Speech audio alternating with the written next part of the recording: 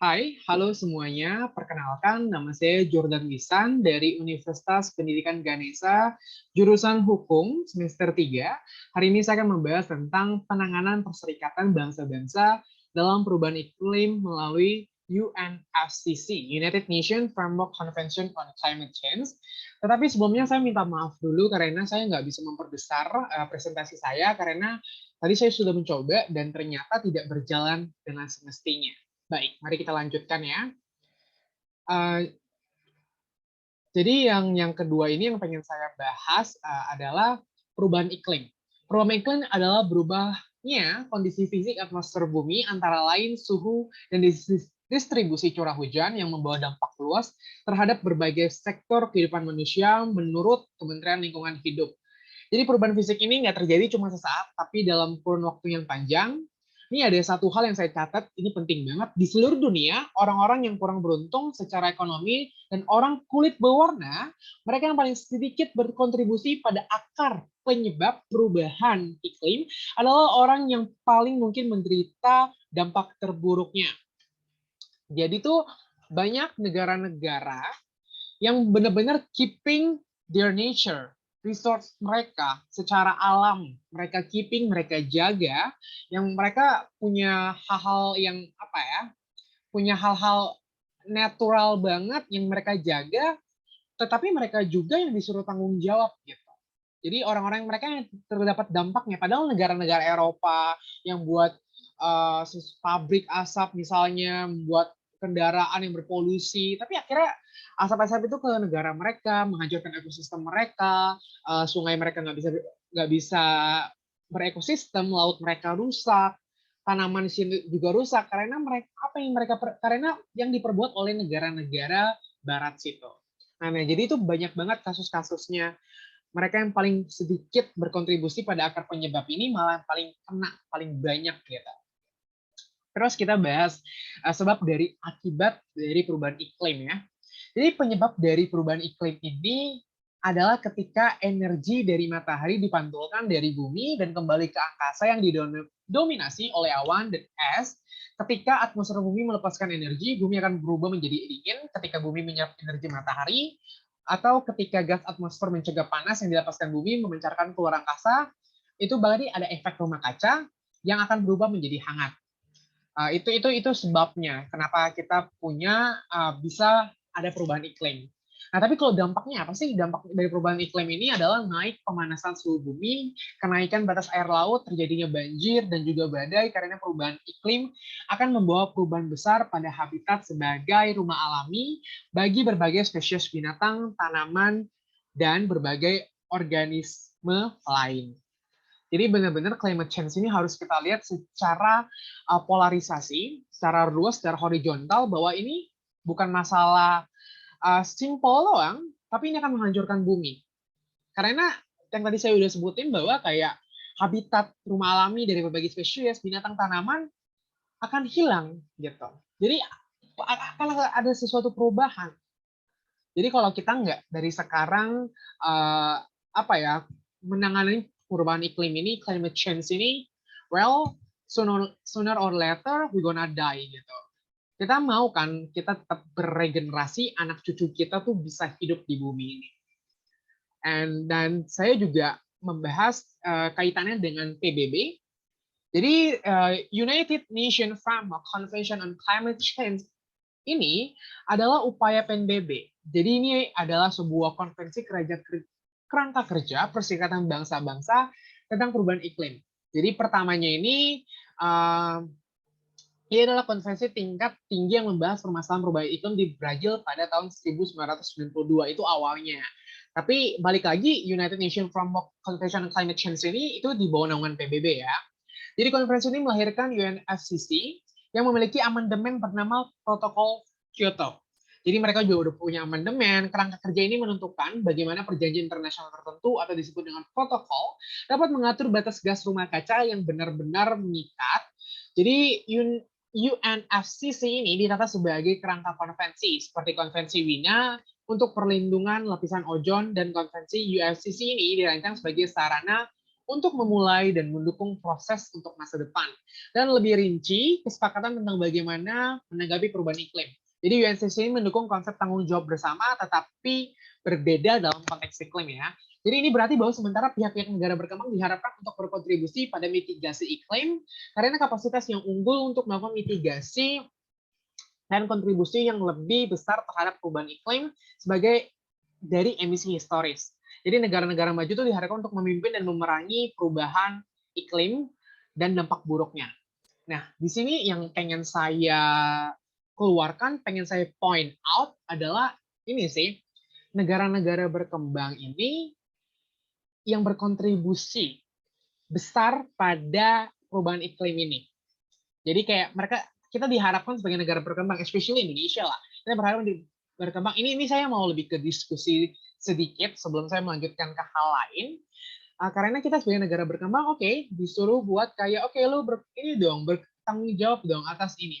Tapi yang lucunya adalah negara-negara barat yang sebenarnya mereka adalah orang-orang yang pertama membuat perubahan iklim ini lebih cepat terjadi di bumi. Tapi mereka juga yang jadi leader. Jadi simpelnya gini, lu hutannya jangan dibakar dong. Nggak boleh itu, gitu. Tapi sedangkan negara kita juga pengen develop. Sesimpel itu.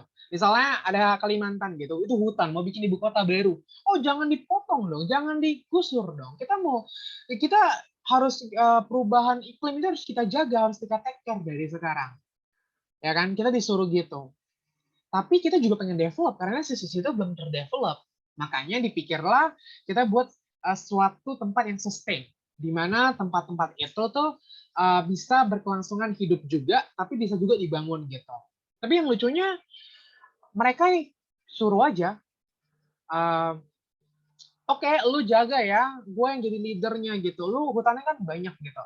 Tapi ketika kita minta, mana duitnya? Kami pengen buat sesuatu sistem sustain, ekosistem buat perubahan iklim ini, tapi mereka negara-negara maju itu nggak mau kasih kita duit. Jadi ini lebih ke barter aja sih. Kalau mereka ngasih kita duit, kita juga bisa ngasih mereka alam. Karena kita juga pengen develop as a developed country ya, developed country. Jadi ini sebuah paradigma aja sih, sebuah brainstorming aja. Mereka nyuruh kita buat jangan pembangunan, jaga hutan, tapi satu sisi lain juga mereka nggak mau ngasih kita duit buat ngebangun ekosistem itu, tapi satu sisi juga kita pengen develop. Nah, jadi it is kind of funny actually. Saya lanjut ya. Terus dari tujuan United FCC ini adalah menstabilkan pengaruh konsentrasi gas rumah kaca di atmosfer sampai ke dalam tingkat yang dimana mampu mencegah campur tangan manusia dengan sistem iklim. Jadi sesimpel ini kita lagi ngestabilin aja sih pengaruh konsentrasi gas rumah kaca supaya bumi itu nggak overrated, nggak overheated juga. Jadi biar aman, biar terkontrol semuanya. Itu jadi tujuannya. Terus gimana sih caranya PBB ini atau UNFCCC ini ngumpulin proses data domestik gas rumah kaca ini? Nah, jadi UNFCCC melembagakan bagi proses negara untuk menghasilkan dan berbagi data tentang domestik emisi gas rumah kaca. Pasti kan setiap country have their own data yang bisa kita kasih kan buat UNFCCC di mana negara kita tuh kira-kira ngasilin emisi gas rumah kaca itu berapa persen ya. Dan itu pasti ada catatannya kan. Nah, jadi di bawah UNFCCC ini semua pihak itu diwajibkan for giving inventorying gas rumah kaca nasional ini, dan pihak negara maju diwajibkan untuk menyerahkan deskripsi yang lebih rinci tentang kebijakan mitigasi dan proyeksi dampak yang diproyeksikan dari kebijakan ini terhadap emisi gas rumah kaca. Data yang dikumpulkan melalui UNFCCC ini telah terbukti penting untuk mengembangkan pemahaman ilmiah tentang masalah iklim, dan kemudian kesepakatan telah dibangun di atas persyaratan pelaporan UNFCCC ini. So, jadi kayak kita sebagai developed country itu adalah yang paling banyak punya alam, resource nature kita itu masih very diverse, and also kita punya alam itu luar biasa. Memang ada beberapa wilayah belum terbangun karena itu semuanya alam gitu. Sedangkan negara-negara Eropa itu almost udah nggak ada. Ya ada lah, kita bisa hitung pakai jari gitu. Tapi kita as a developed country, hampir ya semua developed country gitu pasti developed, negara berkembang, itu pasti punya resource nature yang very very diverse dan banyak banget. Dan tentunya ini nih penting banget kalau kita masih punya, berarti kita still have a hopes for helping dunia gitu. Jadi kalau kita bahas lebih lanjut lagi, pengambilan data ini sebenarnya diadopsi oleh UNFCCC ini dari Perjanjian Paris untuk mengatur pengurangan emisi mulai tahun 2020 dan seterusnya. Dan negara-negara secara terbuka menguraikan tindakan iklim pasca 2020, apa yang mereka ambil berdasarkan perjanjian yang dikenal sebagai suatu kontribusi nasional NDC. Tindakan iklim ini dikomunikasikan dalam NDC ini sangat menentukan apakah dunia mencapai tujuan jangka panjang dari Perjanjian Paris. Jadi UNFCCC ini emang diadopsi dari Perjanjian Paris. Jadi kalau Perjanjian Paris itu punya satu perjanjian yang intinya dia bilang to hold the increase in global mean surface temperature to well below 2 Celsius above pre-industrial level to pursue effort to limit the increase to 1.5 Celsius and to achieve net zero emission in the second half of this century. Jadi itu. Terus apa aja sih sebenarnya sebagai organisasi internasional ini, PBB ini melalui UNFCCC itu mengatasi perubahan iklim. Jadi sebenarnya udah banyak banget yang dilakukan, udah banyak banget research-nya, tapi yang secara saya pengen point out, ini adalah yang dapat diharapkan for taking and keep our resource ya. Yang pertama adalah mitigasi mengurangi tingkat emisi gas rumah kaca. Jadi kita buat mitigasi. Oke, lu ngasih gue data, sesimpel itu ya. Mungkin maaf bahasa saya kurang formal, tapi biar saya lebih gampang buat ngejelasinnya. Jadi kita ngasih data, terus orang lihat, oke, datanya gini-gini, akhirnya kita bisa buat perencanaan. Karena kalau nggak ada data, kita nggak bisa buat perencanaan. Karena kita mitigasi. Kita minimal, oke, kayaknya gue gas rumah kaca tuh bolehnya 1,5 derajat aja deh, nggak boleh lebih. Kalau lebih ntar bisa hancur dan segala macam. We need a data, right? And yang kedua adalah adaptasi, membangun ketahanan terhadap dampak perubahan iklim. Jadi itu kita juga harus adaptable. Kita harus making benar-benar sesuatu ketahanan terhadap dampak perubahan iklim. Jadi kita harus ngebangun semua itu dan juga harus adaptasi karena memang sekarang udah terjadi perubahan iklim. Jadi kita harus trying to adaptive also gitu. Dan pendanaan iklim ini yang tadi saya bahas di awal. Pendanaan iklim ini mendanai mitigasi, adaptasi, dan kegiatan lainnya. Yang tadi saya bahas, kenapa tadi sebelumnya saya bahas itu duluan? Karena gini, kemarin di COP26 ini banyak perjanjian-perjanjian tentang climate change and etc. lah. And then yaudah Indonesia bilang, oke, saya mau bangun. Where is the money gitu. Mereka tanda tangan kontrak, but they don't give the money. Mereka bilang oke lah, kayak kita postpone dulu ya sampai Januari, Februari, terlalu many reason. Tapi mereka juga yang kayak oke, lu harus jaga lingkungan. This is actually our problem. Karena mereka telling us to like keep our resource, keep our nature gitu. Tapi they don't want give money too gitu. So actually apa ya? Mereka cuma bilang mereka hanya besar di mulut saja, tapi semuanya tidak terrealisasi dengan baik. Itu untuk negara-negara Eropa, oknum-oknum ya lah. I don't want to say every country, tapi most of them. Gitu. Terus yang dilakukan UNFCCC ini juga ada teknologi, pengembangan dan transfer teknologi berwawasan lingkungan dan negara berkembang. Well, ini udah dilakuin banget. Kemarin kita juga sempat ke ini, especially Indonesia dengan negara-negara lainnya ya melalui UNFCCC ini juga.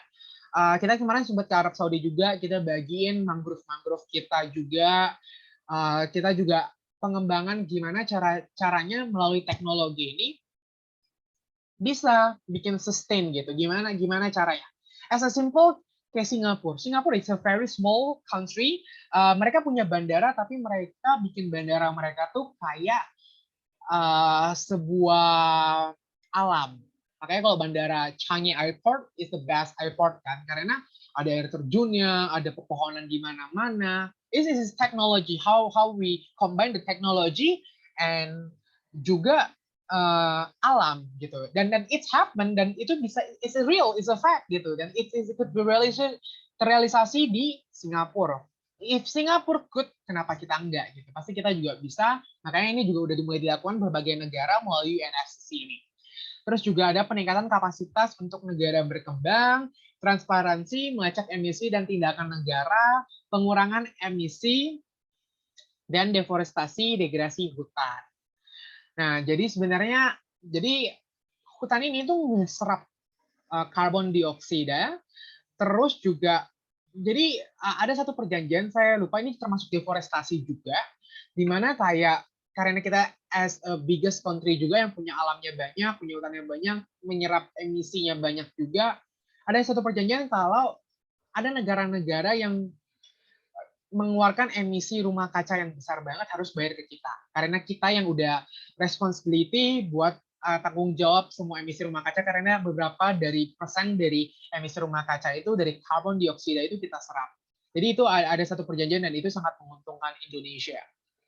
Especially juga sebenarnya ini menguntungin not Indonesia ya, setiap negara yang punya alam yang banyak, especially Bhutan juga, Brazil juga, dan every developed country. Terus yang paling akhir yang pengen saya bahas adalah endgame dari United Nations FCC ini for Convention for Climate Change. Jadi peningkatan suhu global itu dibatasi hingga 1,5 derajat Celcius melalui pengurangan separuh emisi dunia pada 2030. Jadi endgame kita tuh pada 2030 kira-kira 1,5 derajat Celcius ini udah kita kurangin lah ininya dan mencapai net zero emission pada 2050. Jadi poin endgame kita tuh 2050. After 2050 mungkin baru kita evaluate lagi, kita lihat lagi it is work or not gitu. Kalau nggak work kita evaluasi why, kalau work we keep doing this and maybe we have another option or juga kita bisa kasih tambahan kira-kira apa yang harus terdevelop. And target ini diharapkan dapat menyelamatkan habitat alami, ekosistem, serta nyawa manusia pada daerah yang berpotensi terkena dampak dari pemanasan global. Terus yang kedua adalah pembahasan aspek lebih mendalam di COP26 yang kemarin sudah dibahas, berfokus pada strategi kebijakan untuk sektor kehutanan, pertanian, energi, dan transportasi, termasuk pembiayaan untuk mendukung target peningkatan suhu global tidak lebih dari 1,5 derajat Celcius. Jadi kita punya poin di mana oke, lu nggak boleh lebih dari 1,5 derajat Celcius karena sebelumnya tuh memang sampai 2 derajat. Jadi kita lebih empathize lagi, oke 1,5 aja, nggak lebih dari 2 derajat. Kita pengen lihat ini bisa nggak, karena kita ngejar deadline juga, in 2050, kita harus bikin net zero emission. And yang terakhir, yang ketiga, membuka peta jalan yang komprehensif dalam implementasi nilai ekonomi karbon, baik dalam cakupan sektor yang lebih luas maupun harga karbon yang lebih tinggi untuk mendukung transisi menuju ekonomi rendah karbon. Karena semakin banyak karbonnya, ekonomi yang dikeluarkan juga semakin banyak. Gitu. Makanya diharapkan dari endgame UFCC ini, dari perencanaan ini, climate change ini bisa diatasi oleh kita semua. Dan yang terakhir, but not the least, the climate crisis has already been solved. We already have the fact and solution. All we have to do is wake up and change. By Greta Thunberg.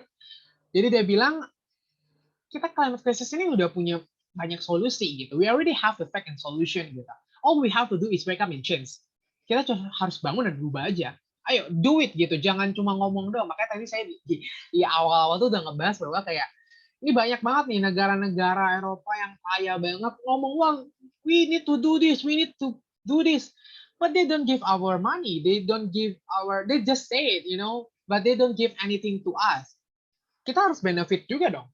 Oke, I give to you what you give to me. Ya, kita harus ada barternya. Karena kita juga pengen jadi develop, jadi negara maju ya kan. Nggak jadi negara berkembang terus gitu.